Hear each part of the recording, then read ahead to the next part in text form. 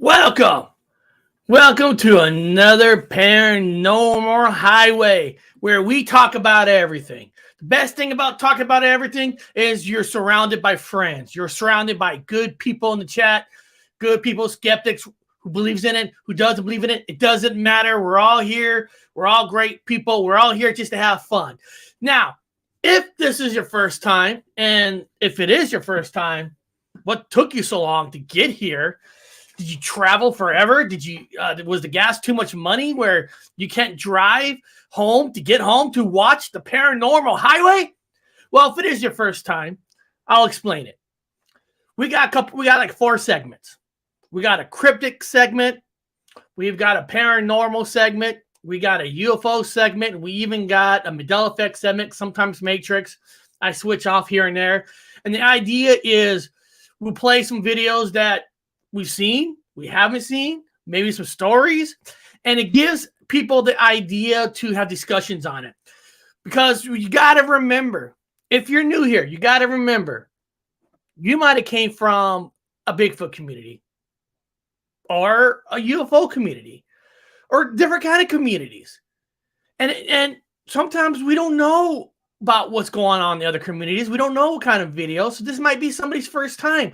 And if you know something about the video, this is your opportunity to write something in the chat, leave it in the comments.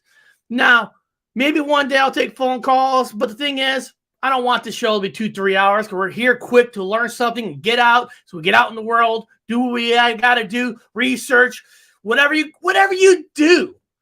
And I got I got a line for today. For everybody, if you leave this show today, I want you to remember this. Remember this. Be yourself. Okay? Be yourself. That's the line of the day. Be yourself. Sometimes in life, we all try to figure out what's that magic attitude. You know, what is the one thing that people want to watch? What I've learned is don't worry about it. Just be yourself. Because if they're going to like a show, they're going to like it because of you. Not because somebody you're trying to be. Doesn't matter who you're trying to be.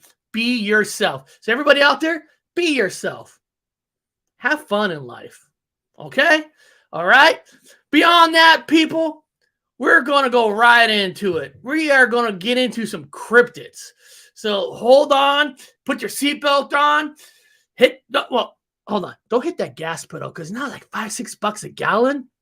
That's kind of getting a little too expensive. So maybe pedal like the Flintstones. Pedal your feet. Pedal your feet. Get that feet going. Get that feet going. Instead of because we can't use too much gas because, you know, we can't afford it no more. We can't afford it no more. Thanks to our great government of the world and all that. Let's keep rising prices on us. And I heard the latest, we might have to cut federal tax. Oh, fuck you. Cut federal tax on the gas. Come on. That's not going to be that much savings. Oh, come on. Do your guys' job out there. Do your guys' job. We want everybody to get the gas. So they get home. They can watch me on the big screen. All right? All right. Let's get into it.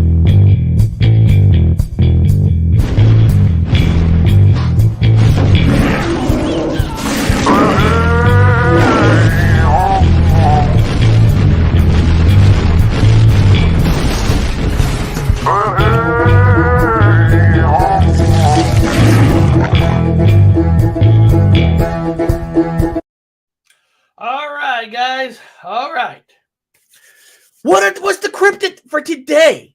We're going to be talking about the melon heads. Yes, we are. We're going to talk about the melon heads. I got 2 videos on the melon heads. So if this is your first time ever hearing about the melon heads, fantastic. This is awesome. This is awesome. I hope this is your first time hearing about the melon heads. And if it's not, you know about the melon heads, that's awesome too, because you contribute to the videos. 2 videos talking about the melon heads in 2 different ways. And I just want to get here. I just want to get learning. Let's find out what is the world is a fucking melon head. Is it just somebody's head with a big melon on it? Is that what a melon head is? I don't know. Let's find out. So the first video is cryptids and monsters. The melon heads of Ohio. Here we go.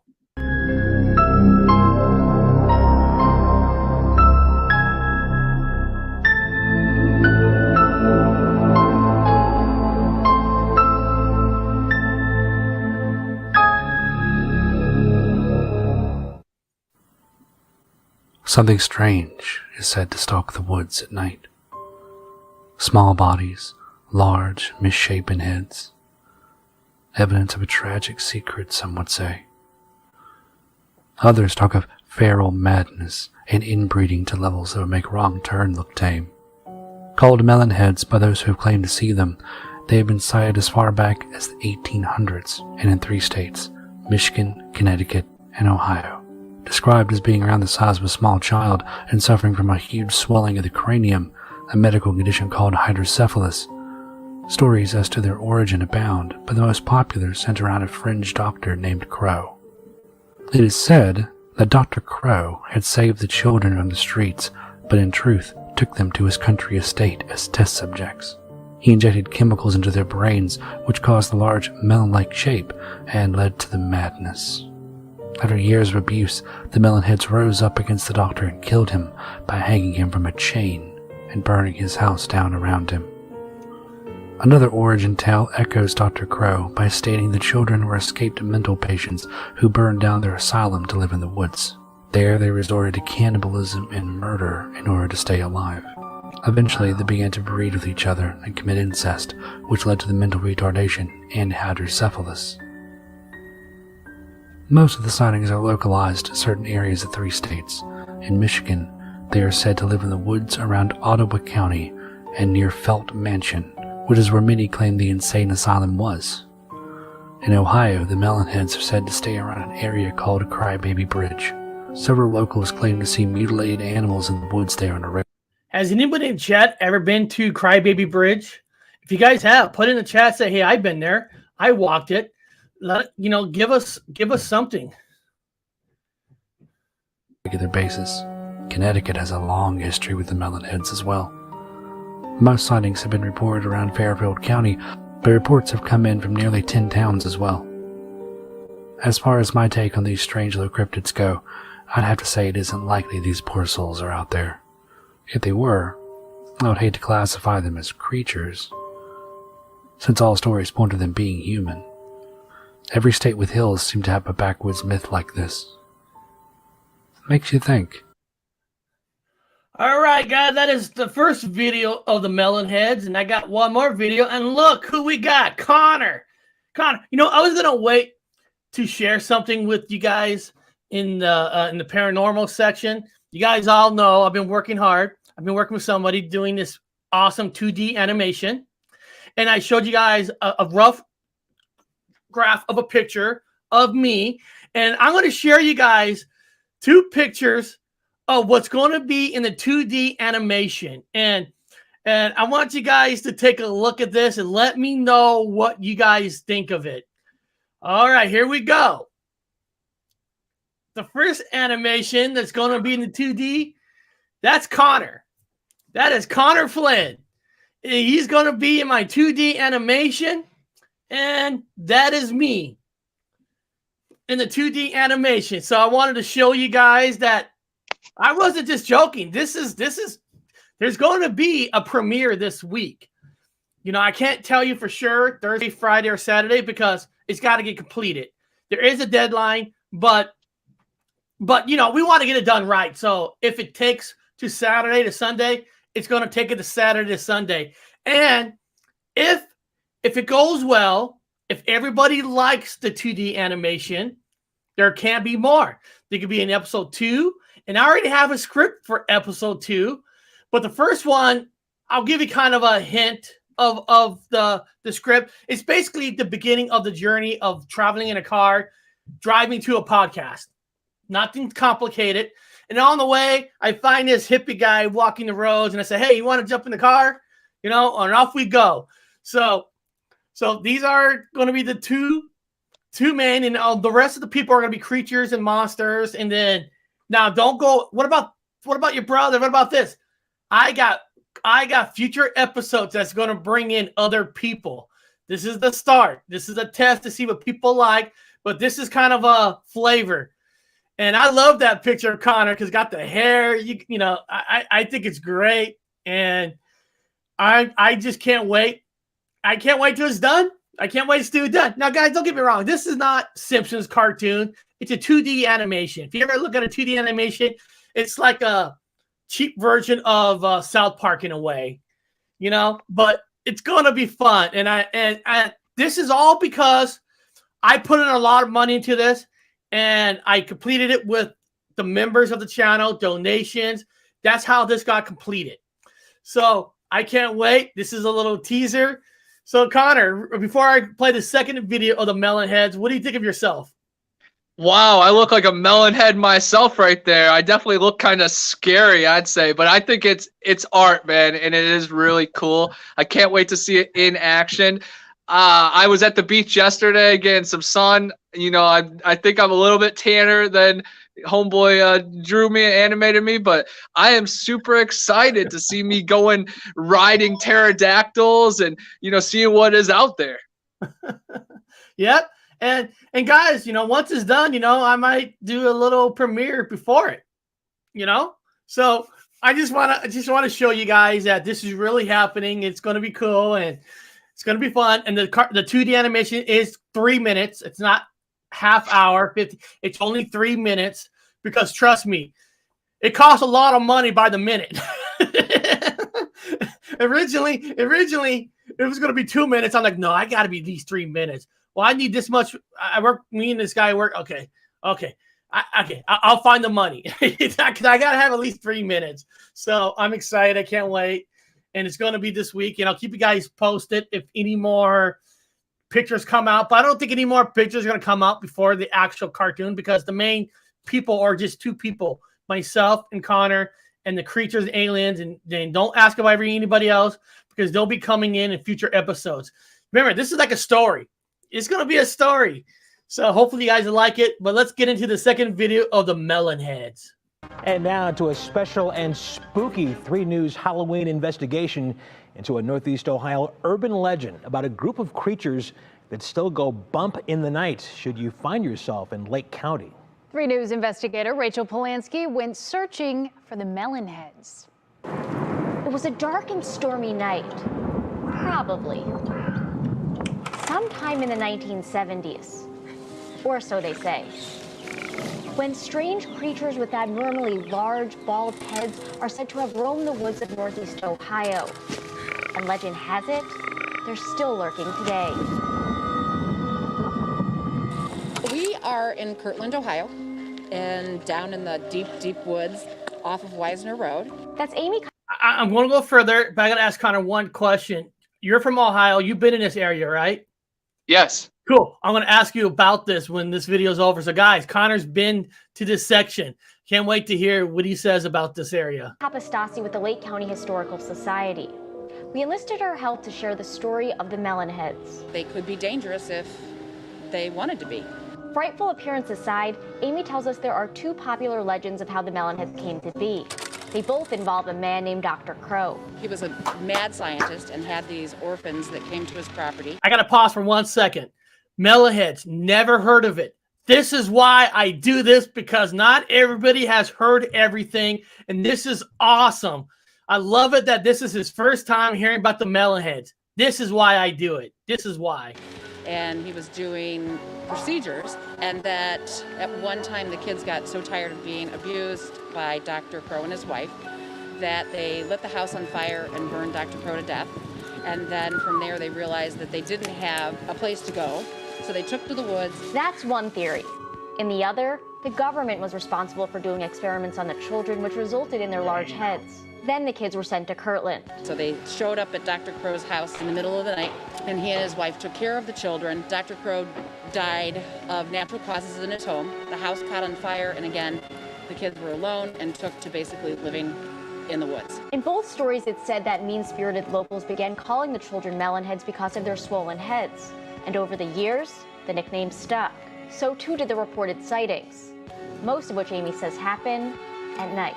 Do you think that Melon Heads exist today? I hope not, and if they do, I hope we don't see any out here. Yeah, I went to school with some of these melons. If you want to come through Kirtland and see them, I would not stop and want to take a selfie with them.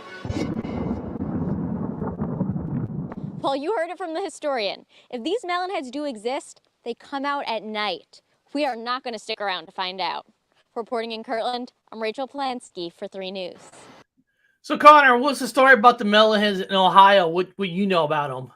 Yes, actually, that really hit it right on the nail, that last story, because there is the story of the doctor that, pretty much adopted all these little children and then did experiments on them. And then they got sick of it. They burned the house down, killed him, and then ran through the woods the rest of their lives. But then I've also heard the government story, and that kind of goes in with Helltown, how they would abduct kids, do all these tests, and then release the mutants. And wouldn't that be a nice story if all these kids actually did find a loving doctor, that they found a house that they could, harbor up at for years, and then once the doctor died, then they were, left to the rest of the world. But both of those really hit it right on the nail.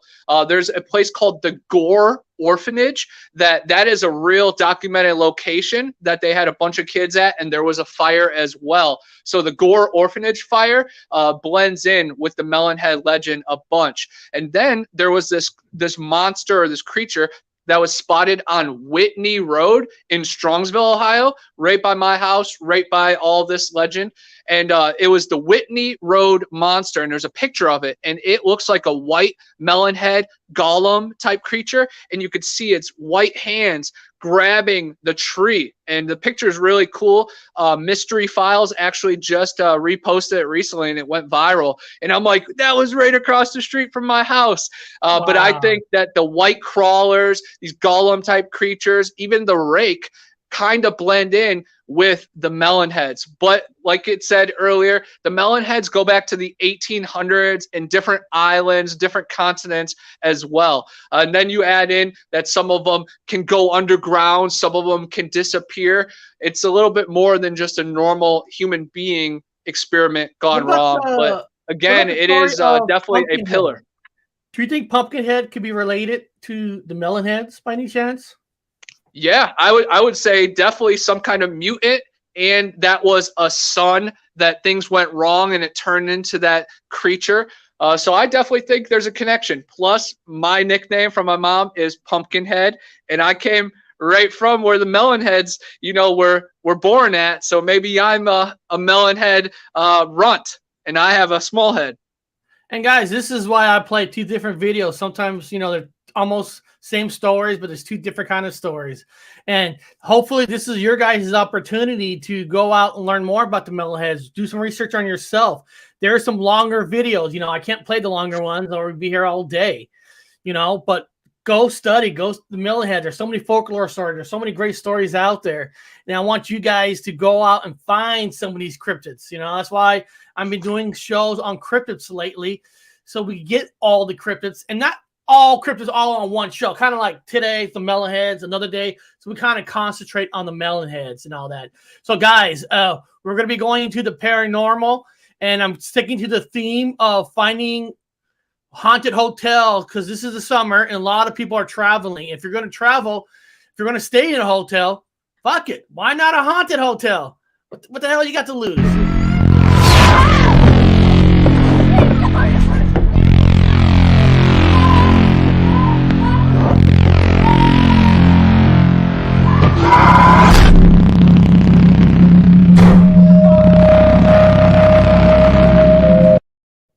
All right, this one is up into Boston, Massachusetts.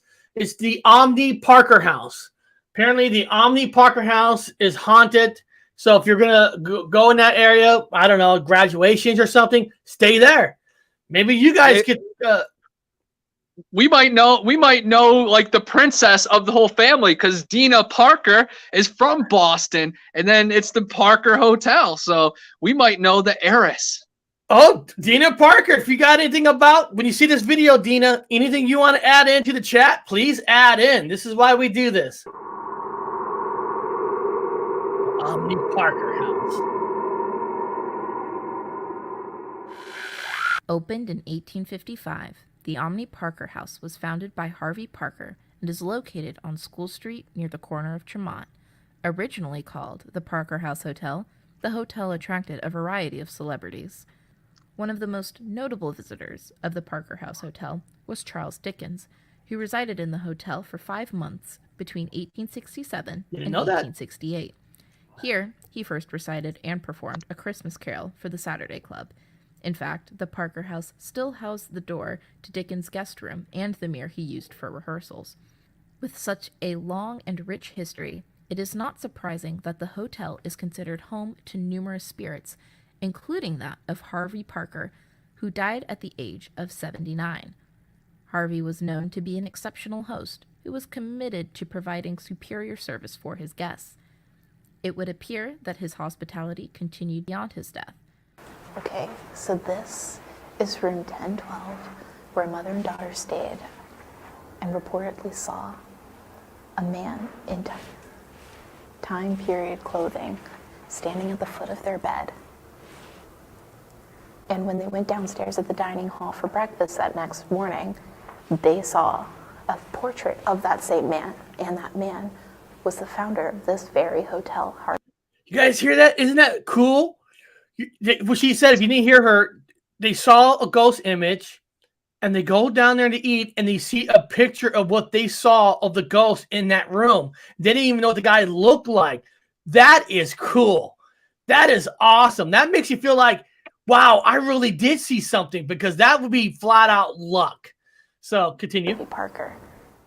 Another ghost said to haunt the halls of the Omni Parker Hotel is the actress Charlotte Cushman. Apparently, a famous actress, Charlotte Cushman, died on the third floor of this hotel.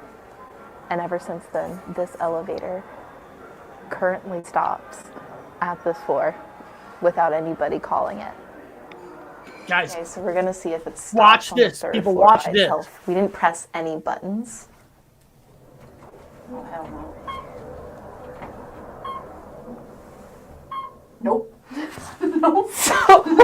Okay, so were the doors open? Okay, so it just stopped on the floor. Wait, oh. And it continued. That is awesome. It stopped on the floor. Guys, it kind of reminds me of what I told you when I went to the hospital and I saw a person go into the elevator and it opened right up. Then it go up and down. And when I went inside, it was empty. I mean, this is cool. Okay, so we didn't press any buttons whatsoever. It took us from the lobby to the third floor, didn't open the doors, but then went back up, but then took us back down to the third floor by itself.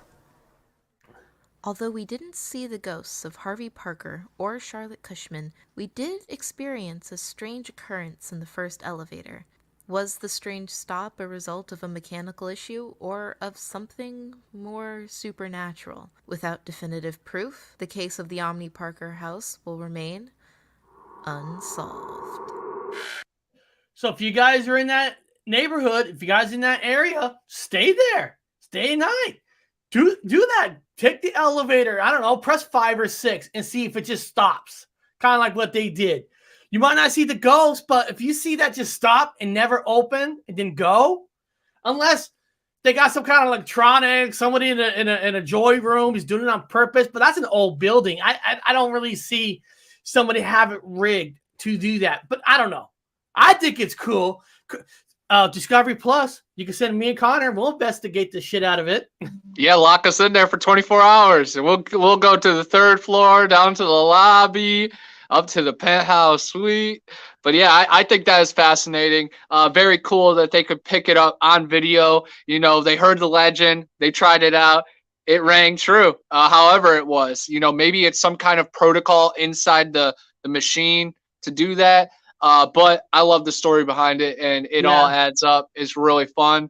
Next time I'm in Boston, I'm going to throw some tea out in the harbor and then go hang out at the Parker house. I'm going to tell them I know Dina, too. Yeah, and I want to thank Scott Martin. Give me an idea. He said, Eric, check out the Whitney Hotel in Detroit. I'll type that in. I'll check it out. I'll see what's going on there. I appreciate you letting me know about that hotel. This one is not a hotel. This was about a road in California. It's called Dyer Lane Haunted Road. Apparently in California, like everything else is claimed, is the most haunted road there is. But when I saw this, it kind of reminds me of Connor telling the story when he's on the road. So this kind of gave me a Connor feeling of a guy just telling the story about the road. So this ain't nothing like special, no lightning, none of that. But I don't know, it just reminds me of Connor, like driving the road, telling you the story, real quick, easy, and you're out. I love it. We are in Union Cemetery in Roseville, California, right on the border of Sacramento, California, right off the corner of PFE and Watt Avenue. There's graves here that date back to the 1800s. I'm going to take you guys just north of this cemetery to one of the most haunted roads in California. Off Watt Avenue in Roseville, California is this road, Dyer Lane. Dyer Lane turns into Tanwoods Road, into Kaiser Road, and these roads are said to be the most haunted roads in California. It's got an apocalyptic feel to it. There's trash on the side of the road, it's not maintained, there's potholes, an odd feeling of not being safe. The land was once owned by John R. Dyer, born in 1833. He was one of the pioneer settlers of the area. The land was sold to Mr. Roseville in 1956.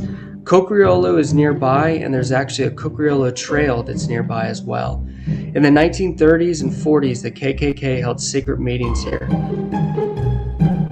A mysterious police officer death in the 50s happened in the area, and people say to this day they see a phantom police vehicle driving down the road that disappears into nothing.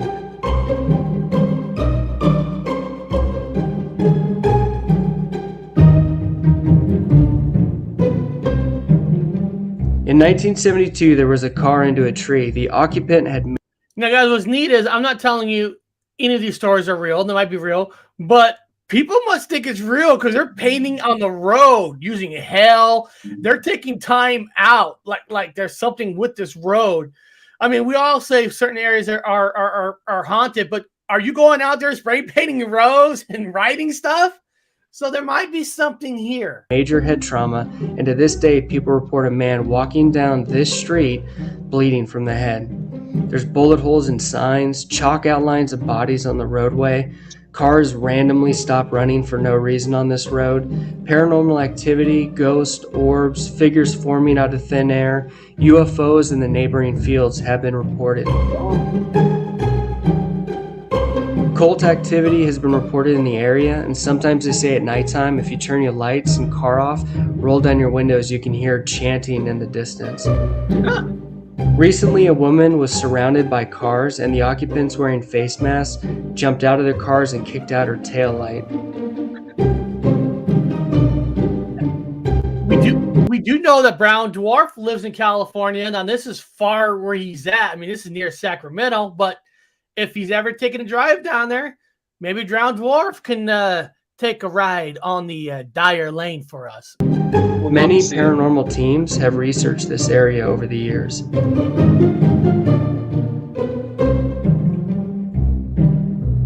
If you guys want to see more haunted locations. So what do you guys think of that haunted road? Is it really haunted? I can't tell you that. I never even knew Dyer Lane was a haunted road. This is the first time I've heard it. But hey, you know, Sacramento is about 2 hours away from Fresno, where I'm from. So it's not like that's super far from Fresno. And I think I am going to be visiting Fresno maybe in September. So maybe I'll go down Dyer Lane Road and check it out. What the hell? Why not? You know? Yeah, I love the story. That was my first time hearing it, and it all just piled on. Like, I feel like when I'm at a cool location, when that guy's at a cool location, we honestly don't have to make up or do that much. Like, the story just kept going. And then, you know, finding the spray paint and then the old history. And man, it was really cool. And I love to see people out there doing it too. You know, if there was a whole army of people doing it how I'm doing it, then dang, then we moving it forward. But yeah, man, I really like that. And just from the vibe of it driving, it looked a little spooky. It definitely did. And if it was dark nighttime, woo, you'd be screwed if you got stuck out there. So Dyer Road definitely's got some Dyer vibes to me. That's what I'm saying. It kind of reminded me of you, listening to you with the roads. You know, I'm like, this kind of got a Connors feeling here. You know, like I love stuff like that. All right, guys, let's check out some UFOs.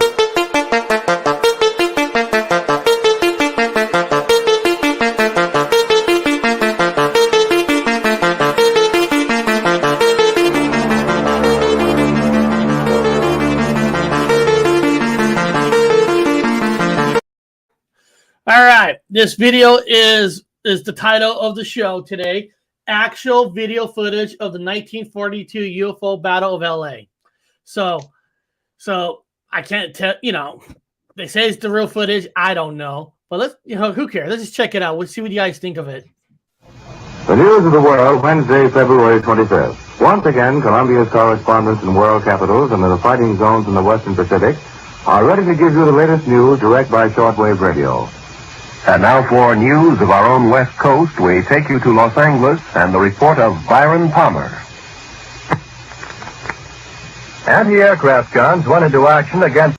I'm going to continue. I love that kind of voice. If you guys look at that picture right there, it looks like an X. It kind of reminds me of an X file. There's like a little X, like X marks the spot. I'm not saying that's done on purpose or anything, but it's kind of cool. There's a little X right there that I noticed. But let's continue. Unidentified aircraft in the Los Angeles area shortly after 3 a.m. Pacific wartime this morning. The anti-aircraft guns began barking during a blackout ordered by the 4th Interceptor Command at 2:25 a.m. The unidentified object, which some sources thought might be a blimp, moved slowly down the Pacific coast from Santa Monica and disappeared south of Long Beach. Army officials declined to comment on the possibility that the object might have been a blimp. However, it required nearly 30 minutes to travel some 25 miles, far slower than an airplane. Watchers on the rooftop of the Columbia Broadcasting Building in the heart of Hollywood could plainly see the flashes of guns and searchlights sweeping the skies in a wide arc along the coastal area. Concussion of the shells could be felt in downtown Los Angeles, 15 miles away. U.S. Army planes quickly took to the dark skies, but whether they contacted the object has not been announced. Army officials say they will not comment until they receive a full report of the action. Although some watchers say they saw airplanes in the air, semi-official sources say they probably were the U.S. Army's pursuit. Several observers say they saw one or more planes spotlighted by 20 or 30 searchlights. The object moved southward, presumably over Huntington Park at the western edge of Los Angeles, and on southward to about Long Beach on the coast. By 3:30 a.m., observers said the object appeared to be over the south of Long Beach. Searchlights closely followed the object down the coast and kept it centered in their glare. Shells frequently could be seen bursting near the object, but none appeared to hit it. The shooting stopped about 3:30 a.m. The shooting brought warfare to the front door of this city of 1.25 million population for the first time since December 7th. Already it was alert to the presence off the Southern California coast of a Japanese submarine which had pumped 25 shells into an oil field north of Santa Barbara Monday evening. Because of the presence of the submarine, a 3-hour alert was ordered at dusk last night, and civilian authorities stood at their posts while the Army and Navy continued their search for the submersible. The evening alert ended at 10:23 p.m., but another was sounded at 2:22 a.m., and the blackout followed within 3 minutes. It covered Los Angeles County from Santa Monica to Pomona. At 2:27, all Southern California radio stations were ordered off the air, except those in San Diego. Approximately 20 minutes after the firing died down, the ship returned and headed westward from Long Beach toward Santa Monica. The guns went into action again, hurling round after round of shells at the object. The second barrage appeared to be closer to downtown Los Angeles, since watchers could hear the concussion of the guns more clearly, and the flash of bursting shells was brighter. Then the ship disappeared for the second time over the ocean. We return you now to CBS in... Now, I hope you guys enjoyed that. It's kind of an old school broadcast of something in the sky that disappearing and flying over. Remember, guys, this is back in 1942, and it seemed like they actually kind of cared. That guy just telling you the whole story, the time and everything. I don't know if we will ever get that kind of dedication to something they don't know nowadays. They'll just automatically make up something. It's a glitch. It's a swamp gas. But I like that old story. I hope you guys enjoyed it. For sure. I think it's fascinating that people are still debating the existence of UFOs and extraterrestrials. And literally, Los Angeles was at war with aliens in the 40s. They made a movie about it. Aaron Eckhart. Come on, man. Hollywood don't lie. Of course, Hollywood lies. But there is some kind of roots to it. And I think it's so fascinating that people are still out there letting the rhetoric out like, there's no proof of extraterrestrial life. What? There is so much. And all the witnesses that were out there in 1942 that witnessed that, and then all the people that came forward decades after, it is fascinating. It's one of the coolest stories ever. And I think there's dozens of these attacks that are swept under the rug. There are so many. There is the Battle of San Diego, Battle of Dallas, Battle of Dulce, New Mexico. Just keep adding them on, and they pile up, man. And there's a very underrated movie called 1942 that I love that seemed like all critics and everybody hated, with Steven Spielberg's old movie. I love 1942. Dan Aykroyd, John Belushi. That movie is, oh God, I love that freaking movie. If none of you guys have seen 1942, you gotta watch it. I'm serious, you gotta watch it. This next one is another old footage.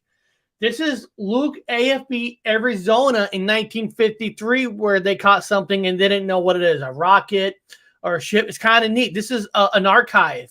You'll see in the beginning of this video, it's an archive of an old video of an object that they couldn't recognize. So this is where, guys, these objects have been happening forever. And I'm trying to find them so I can show you guys. Here we go. National Archives. PBB 382. This is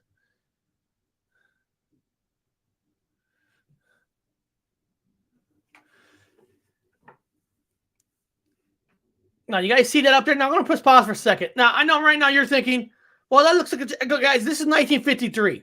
This is 1953. Okay, they didn't really have something a plane jet that can leave that kind of a background like that. So you got to remember, this is 1953.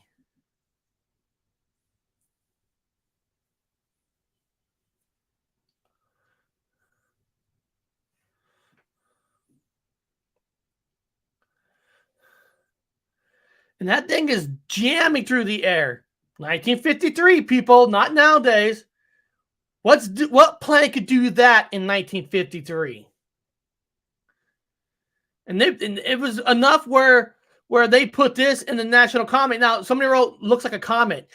Yeah, but it's going in different directions. Like a comet will go in one kind of a direction, but this thing was known to go in different directions where a comet's going up and down. But it's just neat.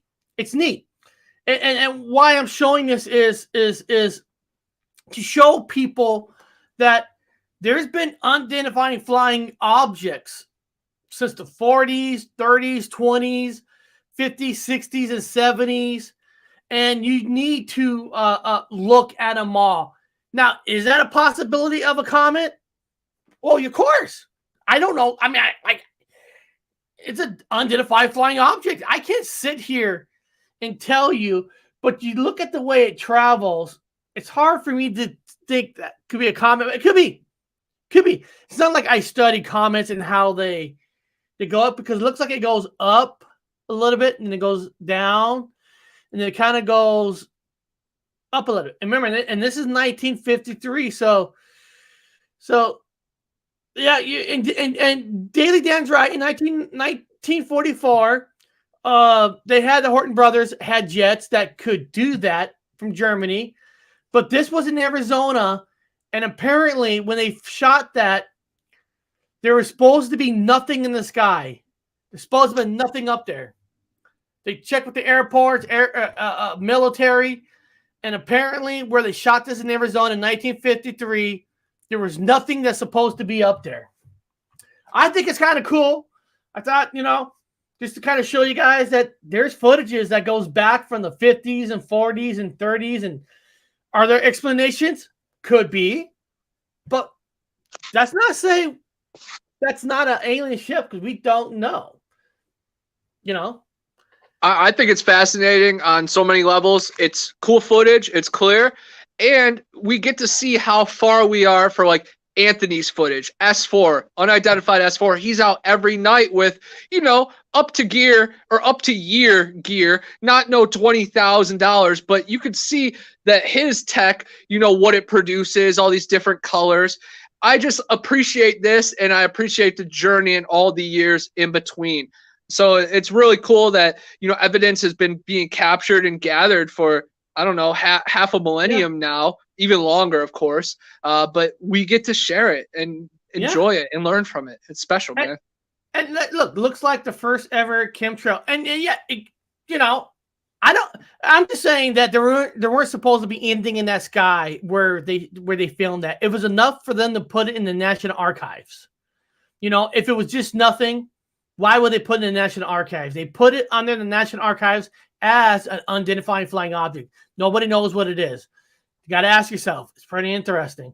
And Arizona is known for UFOs, bases underneath the old world, the Phoenix Light situation. So it matches in with everything. Very, very cool.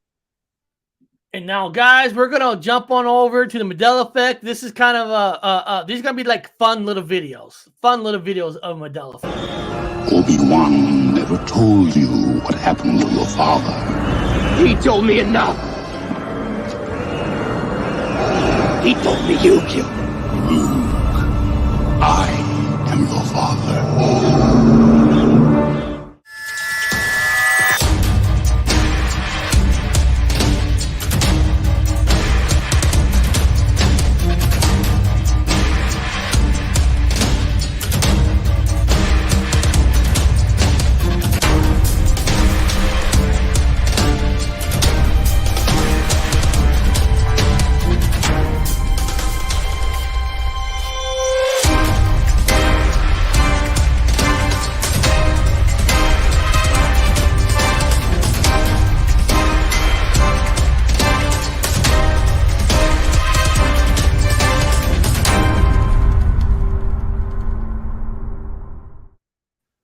Right before I played the video, for all the people who maybe just showed up, I've been talking about this week. I will be premiering 2D animation cartoon. I can't tell you when, but maybe Thursday, Friday, or Saturday. And just to show you guys who came in late, there's some diagrams that's going to be in the cartoon. There's Connor. You can see Connor right there. And there's me. So this 2D animation is in the works. It's being worked on now. It's going to be fun. So when I premiere it, I'll give you guys information on what day and what time I'll premiere it. Now, some people are going to look at these I put two videos together. Some people look at these videos saying, these people are making fun of Mandela effect. No, it's not. They're having fun with it. You got to have fun. So this ain't mocking it. This ain't like making a joke. It's young people having fun with the Mandela effect, all right? So you guys, when I play this, you guys will see what I'm talking about.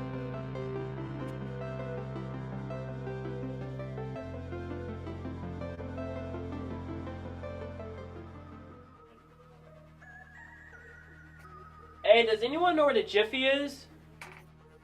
What? The peanut butter. Jiffy? You ever heard of it? It's right there. You mean Jif? What? The bottle says Jif. This is for fun, people. No way, let me see. Really? Just could have sworn it was Jiffy.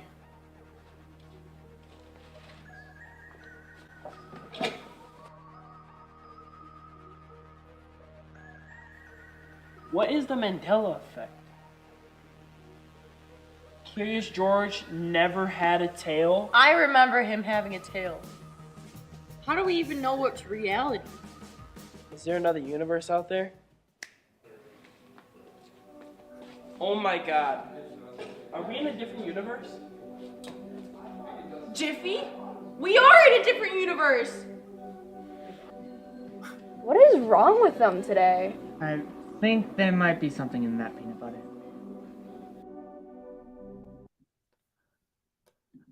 Huh. I must have actually had a second video. It didn't record on there. Oh my god, unless I'm having a Mandela effect, I don't know what happened to the second? That is strange. Wow. Hold on. Let me look at the file. Let me look at my file. There's supposed to be 2 videos with that. That is what is going on here. Hold on. Where's the? There's a Mandela effect, Eric. It was about Taco Bell fries. Well, here. Okay. Let me just do this then. Here. I have the original. I put it together. And these are just for fun. These are fun. These aren't to make fun of anything. So anybody's getting their little stuff shit out of bent, who cares? Before we get started, I wanted to take just a moment and try to explain the Mandela effect to you. It's best described as false memories held by a collection or a group of people. This phenomenon takes its name from Nelson Mandela. That's how I first came to know of it, and it actually happened to me.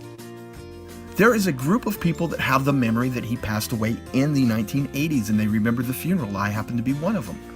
But in reality, he didn't die until almost 30 years later. Now I know what you're saying. What does that have to do with these nacho fries from Taco Bell? Well, as you can see, in fact, here I am. That's me on the video holding those fries. I keep having this memory of there being so many more fries. This is the endorsement. Now watch his hand closely. Wait for it. Did you see the tremble? Rewind and watch it again. That is his mind rebelling against the small amount of fries he's been given versus what he knows he should have. That is the Mandela effect in action. Now look at this. See, what was that? Now we have Joey, a young up-and-comer on the food scene. He's very displeased with the amount of fries. I don't even know if he knows what the Mandela effect is, but he would probably eat it. It's almost like you can feel the message of the other world beating us in the head, trying to get through to us. Look at these fries. This comes from Peep This Out Reviews. Mr. Ian K took this nice picture. Look at the amount of fries. Now we get the close-up. Casual Gamer Reed of Reed Reviews now gives us perhaps the most troubling close-up of this phenomenon on record. Look how empty that is. Just gives me the chills. Great work, Reed Reviews. Your bravery will not soon be forgotten. I still don't know why I keep having these flashbacks. And the main reason I was playing these 2 videos to show people you got to have fun with this stuff. You got to have fun. You know, people get like, oh, they're making fun of it. No, they're not. They're having fun with it. When people have fun with it, more people might research it. So I'm trying to get the idea to people that you don't have to force your beliefs in a certain way. You don't have to make fun of people or tell people they're crazy of any cryptid things. You could talk about stuff in a fun way, and that's how you get more people to research. Make people feel comfortable. When you go into a Mandela effect, I've said this yesterday that of all communities, that's the most harsh community where people want to pounce on you right off the bat.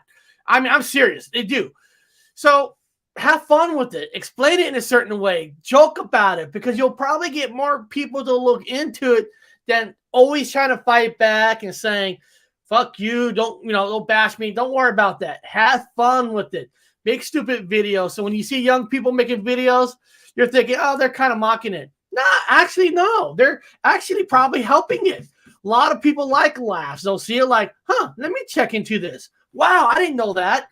Trust me, it works. For sure. I always get a kick of the little student little projects that you find that somehow incorporate weird phenomenon or Bigfoot or ghost. And it's fun to see just young people let their mind wander. And then that brings more people to it 1,000,000%. And we can have our serious talks that I remember Berenstain and you remember Berenstain. But yeah, we still have to laugh at ourselves at one point and, just enjoy the phenomenon. And I think that is the foundation that you're building with all of this. And I think that's a good approach, man. Not everything could be scientific. Not everything could be party and games. You just find the balance of it all. Just find the balance and just have fun and be honest about it. I've never said that Berenstain, what's one or another. I said I never read the book as a kid, so I can't really say, because if I never had the books, you know what I mean? And maybe if I had the books, I could come out and say, one or the other. So it doesn't matter if you don't have the exact same memories as anybody else. You might only have one or two, and guys, that's good enough. You only need one to prove something's real. You don't need 1,000 or 100 and all that. So I love it when I see young people do it.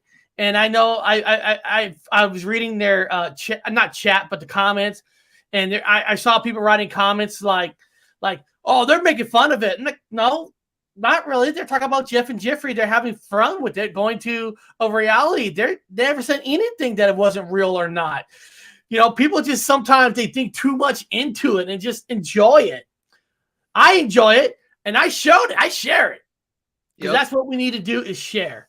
And I think the fun thing with Mandela effect, a good way to, instead of debating and arguing, is showing like that. Oh, I remember Jiff. I remember Jiffy. My grandma used to take me to J.C. Penney's. My mom took me to J.C. Penney, though. So it's interesting. And, you know, these little skits make it fun and make it real. And I think that's what it's all about. You know how hard, you know, you're making your Yeti bars and all that. Even those people making fun with the Taco Bell. You know, that takes time and effort to come up and put everything together. Everything takes some work. And, you know, I appreciate the hard work. I know you probably worked your ass off when you did that awesome Yeti video, you know, getting it perfect. And that video was only less than a minute, huh? Yo, it was a minute and 7 seconds, I think. That's awesome. That's what I'm saying. With your 3-minute audio, you know, of the animated, that is a very long time. It takes a lot of content to fulfill 180 seconds. You know, that's a lot. It's all music. And this one's gonna be all music. But in the future, if it goes well, I can't add words. But you know, first thing first. You know, first things first, and all that. So first of all, I want to thank everybody for showing up. Hey, Dina P, she's the one that's from Massachusetts, right? Yeah, she's a masshole. So Dina P, have you ever been to the Omni Parker house, the famous hotel that's supposed to be haunted? I'm curious if you ever been there. I think she had, because she was making jokes in the chat, like spelling it funny. So I think she either's been there or knows about it. Man, it'd be fun to do kind of a road trip, right? And kind of like the movie Paul, where they had a road trip, all the famous UFO crash sites. Let's go to all the famous haunted hotels. We'll stay here. We'll stay there. We want that room.